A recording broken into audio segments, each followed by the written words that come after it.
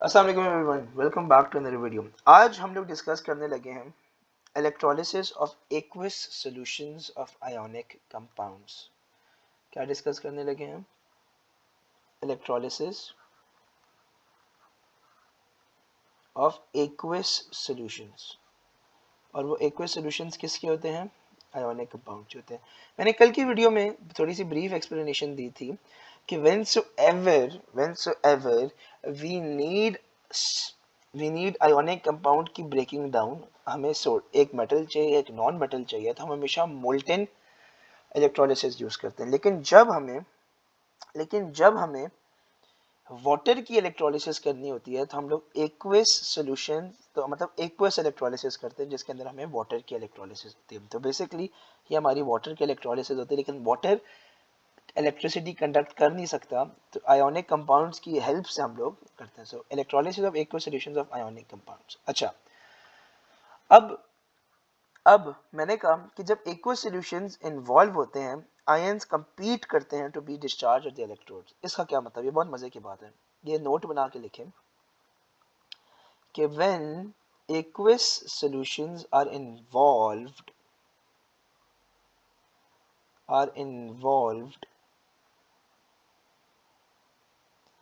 ions compete with each other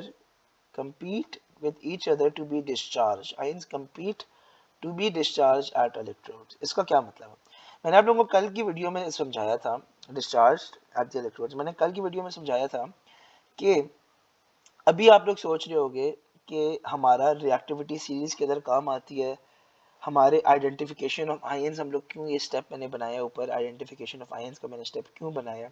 वो इसलिए बनाया है कि एक्वस के अंदर हमारे आइडेंटिफिकेशन ऑफ आयंस क्या है। जब NaCl जब NaCl मोल्टेन स्टेट में होता है तो it only gives sodium positive ion and chlorine negative ion. लेकिन अगर यही सोडियम क्लोराइड एक्वस फॉर्म में होगा तो इसके आयंस क्या होंगे? Sodium positive plus chlorine negative plus hydrogen positive plus OH negative. OH negative ions, hydrogen ions, chlorine ions और सोडियम आयंस। ये क्यों? इसलिए क्योंकि वाटर के अंदर हाइड्रोजन और OH, H पॉजिटिव और OH नेगेटिव आयंस भी होते हैं। ठीक है। अब आयंस जो डिस्चार्ज होते हैं इन एक्वस सॉल्यूशन, वो किस पे डिपेंडेंट होते हैं? नंबर 1, वो डिपेंड होते हैं कैटायन पे, कि कैटायन की पोजीशन क्या है रिएक्टिविटी सीरीज में। हमने क्या बात की थी कि more reactive the metal, the less reactive the ion formed, the less likely it is to be discharged. इधर हम लोग सब लिखते हैं। तो अभी हमने क्या डिस्कस किया कि इलेक्ट्रोलिसिस ऑफ एक्वस सॉल्यूशन के अंदर जब एक्वस सॉल्यूशन इन्वॉल्व हो जाए तो आयंस हमेशा कंपीट करते हैं एक दूसरे से कि कौन डिस्चार्ज होगा इलेक्ट्रोड्स पे। क्योंकि जब हम वाटर की डिस्कशन करते हैं उसके अंदर सिर्फ हमारे पास अब मेटल और नॉन मेटल नहीं है, हमारे पास साथ H पॉजिटिव और OH नेगेटिव आयन भी हैं। तो हम लोग लिखेंगे the ions that are discharged in aqueous solution depends upon number 1 the cation। Cation जितना ज्यादा, कैटायन की position in the reactivity series, जितना position in the reactivity series, मतलब ये कि जितना ज्यादा रिएक्टिव मेटल होगा ना, जितना ज्यादा रिएक्टिव मेटल होगा उतना लेस रिएक्टिव उसका आयन फॉर्म होगा, उतना कम चांस है कि वो डिस्चार्ज हो। मतलब कि the more reactive the metal, the less reactive the ion, the less reactive the ion,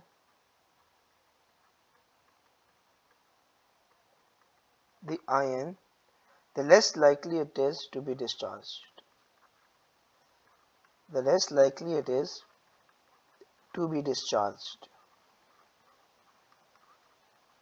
इसका मतलब यह है कि फॉर एग्जांपल हम अपनी रिएक्टिविटी सीरीज लिखते हैं। रिएक्टिविटी सीरीज के हमारे पास potassium, sodium, calcium, magnesium, aluminium, zinc, iron, lead. अब यहाँ तक जितने ये है ना, ये जो ग्रुप है, ये जो ग्रुप है ना हमारा रिएक्टिविटी सीरीज का, ये है सबसे ज्यादा रिएक्टिव। सही है, रिएक्टिविटी। सो जिंक है, सही है, लेड है। अच्छा, अब ये जो है they are not discharged, they are not discharged, they cannot be discharged। अब हो क्या रहा होता है, हो क्या रहा होता है, ये पीरियोडिक टेबल में मैंने आपको चीज बताई थी कि जैसे ही हमारी रिएक्टिविटी सीरीज आगे जा रही है, जैसी रिएक्टिविटी सीरीज डाउन जा रही है, डाउन द ग्रुप, हो क्या रहा है, ईज ऑफ डिस्चार्ज जो है हमारा, ईज ऑफ डिस्चार्ज जो है हमारा, वो इंक्रीज हो रहा है। अब लेड के आगे हमारे पास क्या आता है, हाइड्रोजन आता है, कॉपर आता है और सिल्वर आता है। अब ये जो है ना, ये जो है, ये वाला, they can be discharged,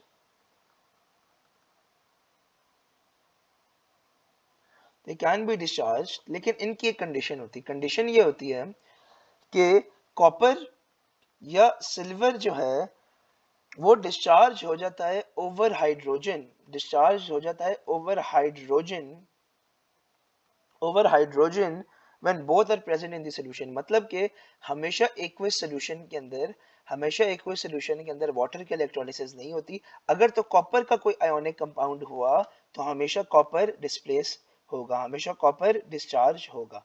हम लोग डिस्कस करेंगे, हम लोग डिस्कस करेंगे। तो मैंने अभी क्या कहा कि can be discharge, copper and silver discharged over hydrogen when both solutions are present, when both solutions, when both are present in solution, when both are present in solution।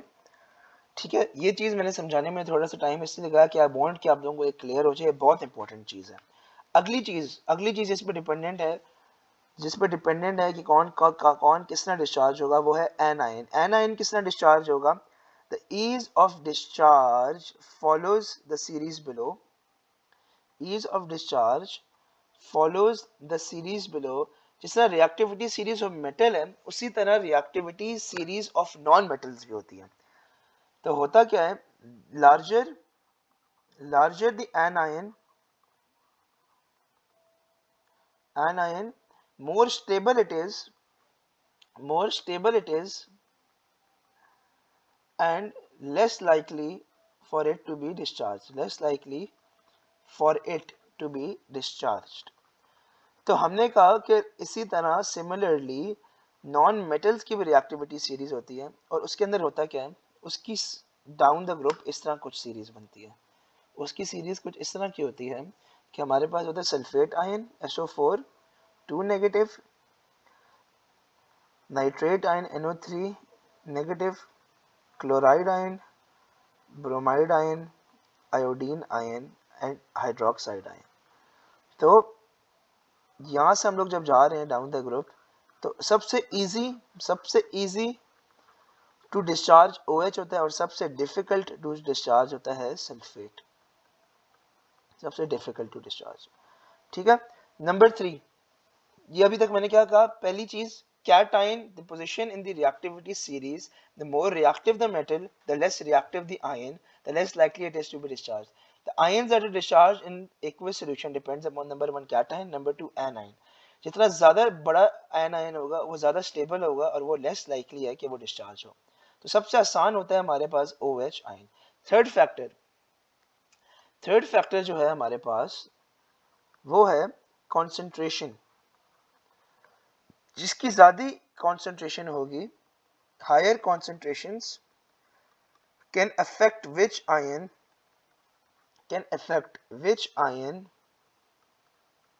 is preferentially discharged, और ये हम लोग अभी देखेंगे, ठीक है, discharged. और फिर हमारे पास आखिरी चीज होती है वो है इलेक्ट्रोड्स। मैंने आप लोगों को लास्ट वीडियो में कहा था कि हम लोग रिएक्टिव इलेक्ट्रोड्स डिस्कस करेंगे, हम लोग रिएक्टिव इलेक्ट्रोड्स डिस्कस करेंगे, हम लोग रिएक्टिव इलेक्ट्रोड्स भी डिस्कस करेंगे। तो हमने कहा रिएक्टिव इलेक्ट्रोड्स जो होते हैं वो पार्टिसिपेट करते हैं, reactive electrodes participate in our electrolysis और वो जब पार्टिसिपेट करते हैं तो उसके अंदर भी क्या होता है क्या नहीं होता हम लोग डिस्कस करेंगे। अब मैंने आप लोगों को ये सारी चीजें बता दी हैं, ये सारी चीजें आप लोगों को समझना जरूरी है बिफोर वी स्टार्ट। अब हम लोग अपना एक्वस सॉल्यूशन की एग्जांपल करेंगे। अच्छा, जब हम लोग एक्वस सॉल्यूशन की बात करते हैं तो हमारे पास होती है डाइल्यूट और हमारे पास होती है कॉन्सेंट्रेटेड। डाइल्यूट और कॉन्सेंट्रेटेड की इलेक्ट्रोलिसिस सेम होती हैं, लेकिन उसके अंदर एक मेजर फर्क आता है। वो क्या फर्क होता है वी विल डिस्कस। सबसे पहले we will start off with electrolysis of dilute. हम लोग डाइल्यूट का सबसे पहले डिस्कस करते हैं। तो हम सबसे पहले डिस्कस करते हैं electrolysis of dilute sodium chloride. Okay, dilute sodium chloride. सारा सबसे पहला स्टेप मैंने आप लोगों को क्या बताया था, जब भी हम लोग करते हैं सबसे पहला स्टेप क्या है? Step 1, identifying the ions. तो सोडियम क्लोराइड से हमारे पास क्या आता है? Na positive Cl negative. Water से हमारे पास क्या आता है? H positive and OH negative. तो ये हमारे पास है एनाइंस, ये हमारे पास है कैटाइंस। ओके, स्टेप 2, हमने डिटरमिन करना है कि कौन सा आयन प्रेफरेंशियली डिस्चार्ज होगा at the cathode.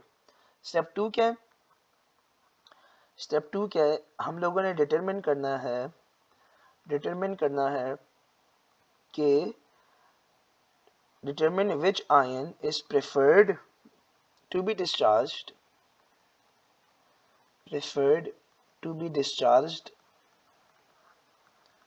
at cathode। Okay, अब हमें पता है कि पॉजिटिवली चार्ज्ड आयंस जो हैं वो माइग्रेट करेंगे कैथोड पे। तो जो पॉजिटिवली चार्ज्ड आयंस हैं वो कौन से हमारे पास? सोडियम पॉजिटिव और H पॉजिटिव। ये किधर जाएंगे? ये माइग्रेट कर देंगे कैथोड पे। अब सिर्फ एक डिस्चार्ज होगा। हमने क्या पढ़ा था कि जो लेस रिएक्टिव मेटल होते हैं they are more easy to discharge than the more reactive metal. तो होगा क्या? Hydrogen is more easily discharged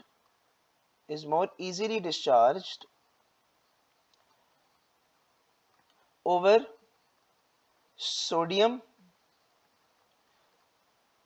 ion। तो होगा क्या? Hydrogen ion is discharged as hydrogen gas। ठीक हो गया? तो इसकी हाफ रिएक्शन क्या होगी? इसकी हाफ रिएक्शन होगी कि ये हमारे पास इसकी हाफ रिएक्शन। अब स्टेप 3 हमारा क्या था? स्टेप 3 था हमारा हाफ रिएक्शन। अच्छा, हो क्या रहा है? हमें पता है कि कैथोड पे हमेशा होती है रिडक्शन। तो हाइड्रोजन आयन है, उसने एक इलेक्ट्रॉन गेन किया और वो बन गया हाइड्रोजन गैस। अब हमें पता है हाइड्रोजन भी डायटोमिक है, तो 2 हाइड्रोजन बैलेंस कर दो, 2 इलेक्ट्रॉन्स एंड H2 गैस बन गई। गेन ऑफ इलेक्ट्रॉन्स क्या है हमारे पास? हमें चीज पता है कि gain of electrons is reduction. तो रिडक्शन हो रही है हमारे पास कैथोड पे। और अब आप लोगों का सबसे बड़ा सवाल होगा कि यार सोडियम का क्या होगा? तो सोडियम रिमेन्स इन सॉल्यूशन। जो सोडियम के आयन है वो remains in solution. Okay, step 4 हमारे पास क्या है? स्टेप 4 क्या है? हम लोग फिर रिपीट करेंगे स्टेप। स्टेप 1 क्या है? Identify ion. स्टेप 2 क्या है? Determine which ion is preferred to be discharge at cathode. Step 3 है हाफ रिएक्शंस। स्टेप 4 है कि determine the ion which will determine the ion discharged at anode। अब anode पे कौन डिस्चार्ज होगा? Discharged at anode. हमारे पास कौन से आयन्स हैं? हमारे पास हमने क्या कहा कि जितने भी नेगेटिव आयन्स होंगे, नेगेटिवली चार्ज्ड आयन्स जो हैं वो मूव करेंगे एनोड पे, और सिर्फ एक डिस्चार्ज होगा, हमें पता है। तो कौन से हैं? क्लोरीन नेगेटिव और OH नेगेटिव। मैंने क्या कहा था कि नॉन मेटल की एक रिएक्टिविटी सीरीज B होती है, और down the group the ease of getting discharge increases. तो OH हमने क्या कहा था? सबसे इजी होता है डिस्चार्ज करना। तो होगा क्या? OH negative is more easily discharged over chlorine ion। अब होगा क्या? ये जो मैं अभी आपको बात बताने वाला हूं ना, इस हाफ रिएक्शन जो इलेक्ट्रोलिसिस होता है एक्वस सॉल्यूशन का, डाइल्यूट का, उसकी अगर, तो मैं आप लोगों के इधर एक नोट बनाने लगा हूं, बहुत इंपॉर्टेंट। इसके बाद ये मैं कर लूं, फिर एक और नोट है वो बहुत इंपॉर्टेंट। अच्छा, अब OH नेगेटिव क्या होगा? OH नेगेटिव डिस्चार्ज हो जाएगा as water and oxygen gas, note. इधर आप लोग अपना एक नोट बनाओ, ये बहुत इंपॉर्टेंट नोट है। नोट ये है कि in dilute electrolysis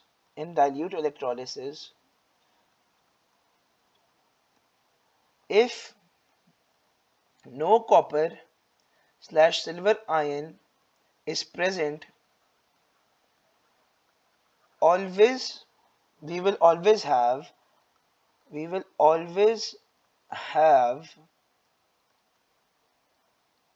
the same half reactions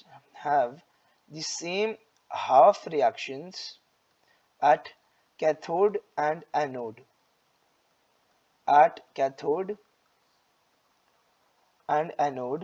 और जो मैं अभी आप लोगों को, ये आपने कहा ना कि OH नेगेटिव डिस्चार्ज हो जाएगा वाटर एंड ऑक्सीजन गैस, तो ये आप लोगों ने अपनी हाफ रिएक्शंस याद करनी है, क्योंकि ये आप लोगों की सेम रहेगी। कब चेंज होगी? जब हाइड्रोजन से कम रिएक्टिव कॉपर या सिल्वर आ जाए, तो वो ज्यादा इजीली डिस्चार्ज हो जाएगा। ठीक है जी। और तब होगा जब हमारे पास रिएक्टिव इलेक्ट्रोड आ जाए, तब चेंज होगा, और जब हमारी कॉन्सेंट्रेशन चेंज होगी तब होगा। और कोई अदर फैक्टर्स अगर प्ले नहीं करें तो हमेशा यही होगा, हमेशा यही केस बनेगा कि in dilute electrolysis if no copper या silver ion is present, we will always have, alright। तो ठीक है जी, ये इंपॉर्टेंट मैंने बात कर ली। ओके, अब OH नेगेटिव पे होगा क्या? OH नेगेटिव पे होगा क्या? OH नेगेटिव पे होगा क्या कि ये रिएक्शन बनेगी, और ये रिएक्शन मैंने आप लोगों को कहा है कि आप लोगों ने याद करनी है। होगा क्या?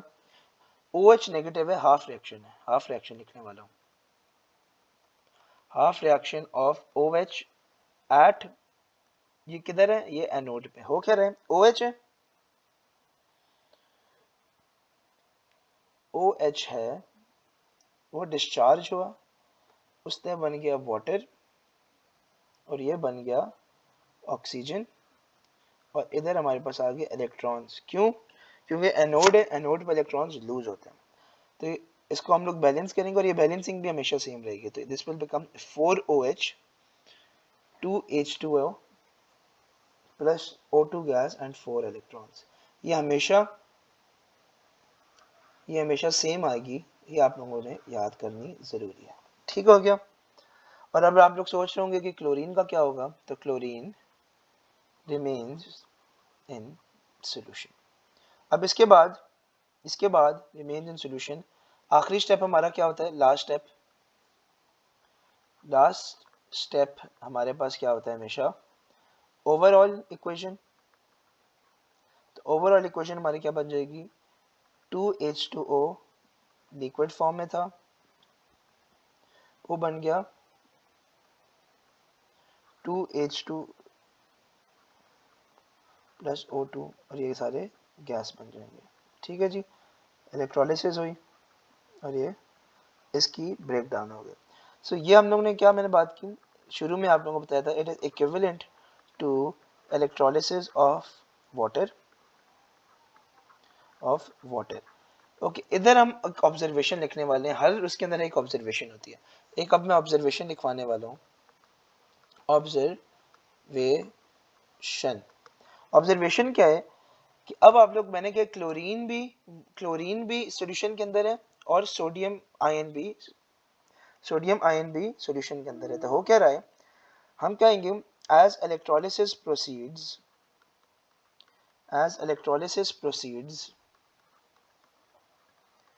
the concentration as electrolysis proceeds the concentration of sodium chloride, क्योंकि पीछे हमारे पास क्या रहेगा, सोडियम क्लोराइड रहेगा, sodium chloride will increase. This would affect the products formed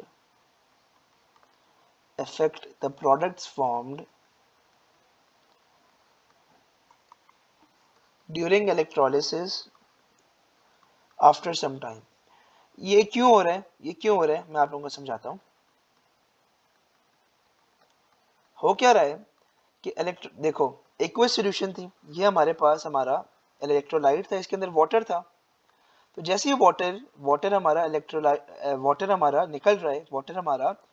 रहा है, तो वाटर की क्वांटिटी हमारी कम हो रही है। वाटर की क्वांटिटी जब कम हो रही है, वाटर की जब क्वांटिटी कम रह जाएगी, तो यही सोडियम और क्लोरीन जो है, इनकी कॉन्सेंट्रेशन ज़्यादा हो जाएगी, क्योंकि वाटर निकल रहा है। जब कॉन्सेंट्रेशन ज़्यादा हो जाएगी, तो with some time, after some time जब हम फिर इलेक्ट्रोलिसिस करेंगे, तो फिर हमारा प्रोडक्ट्स में फ़र्क आएगा। ठीक है जी, ये ऑब्जर्वेशन है जो आप लोगों को याद होनी ज़रूरी है, और ये हम लोग लिखेंगे। ठीक है जी, सो ये हमारे पास आ गई हमारी electrolysis of dilute done. Next हम लोग डिस्कस करेंगे इलेक्ट्रोलिसिस ऑफ कॉन्सेंट्रेटेड सॉल्यूशंस।